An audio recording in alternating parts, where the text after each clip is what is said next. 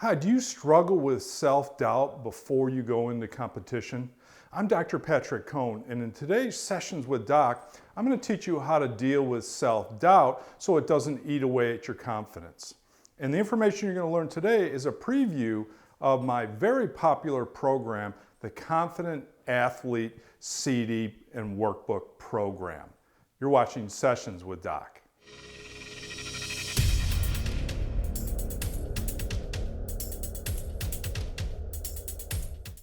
So one of the biggest things that affects confidence is self-doubt.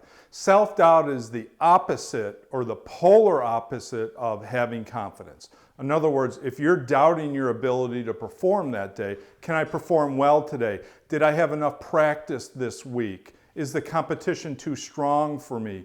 If you have any of those doubts in the form of question marks, you're not feeling very confident. So one of the things that you have to do as an athlete is you have to make sure that you address those self-doubts. And everybody has self-doubt. Not athletes that are just unconfident, but it's the amount of self-doubt that you have. How much of your thoughts are focused on performing well and doing well in the competition, and how much of your thoughts are really about questioning your skills, questioning your ability to play against the opponents, questioning your ability to play in certain conditions. Those are all forms or hidden forms of self-doubt that you have to be cognizant of and you have to be aware of. Because like I said, if you let it fester, it's going to eat away at your confidence like little Pac-Man. That's what I call doubt. It's the little Pac-Man that eats away at your confidence.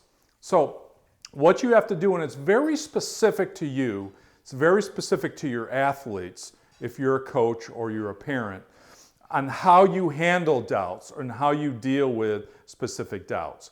For example, everybody has their own specific doubts that are particular to them.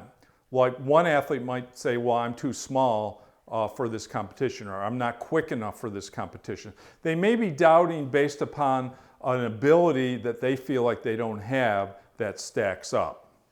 So one of the things you want to do, and I'll use that one as an example, one of the things you want to do is have yourself list your top doubts, specifically your pre-game or pre-competition doubts, and maybe some doubts that you have during competition.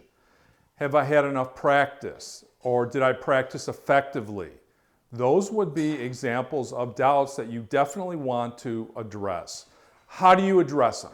Well, like I said, maybe take your top 4 or 5 doubts that you have, and what I'd like you to do is list those doubts on the paper, and what your job is to do is really role play in this situation. If a positive coach heard you saying those doubts, if a positive coach, you were talking out loud, what would that positive coach say to you to help you turn it around? So really, you're trying to do 2 things when you're addressing your doubts. You're trying to rationalize with yourself and say, well, why is that wrong? In addition, you're trying to input a statement of confidence. We call this, in the mental coaching world, we call this reframing your doubts. And reframing your doubts really is just looking at them in a different way that gives you more confidence. So the plan is, turn that statement of doubt into a statement of confidence on paper. That's step 1. And it would go like this. Oh, I'm too small to play against these opponents. They're too big for me. Then the rebuttal or the reframe in this case would be, well, I can make up for that in other areas. I'm super quick and super fast and I can run around them or I can skate around them. So I'm going to use my speed and my quickness as an advantage. So it turns that doubt, that negative statement, into a statement that's really helpful and confidence enhancing for your athlete. So once you list the doubts, make sure you have a rebuttal statement. But secondly, the next step is to review and rehearse those rebuttal statements so you can use them easily in competition. So in competition time, you can remember it and go to it. If you'd like the tip today, make sure you check out peaksports.com and search for the Confident Athlete. This was just one of many tips that I provide in the Confident Athlete CD and Workbook program, our #1 seller at peaksports.com. Well, I hope you've enjoyed this mental game tip, and I've got a lot of other tips for you to improve your confidence, focus, and composure. What you want to do is subscribe to our YouTube videos if you haven't done so yet, and you'll be notified when new videos like this come out. In addition, there's another video over here that we've teed up for you to watch in this particular series, again on improving your mental toughness for sports. Hey, if you have a question, go to peaksports.com, click on Contact Us, and send us your mental game question.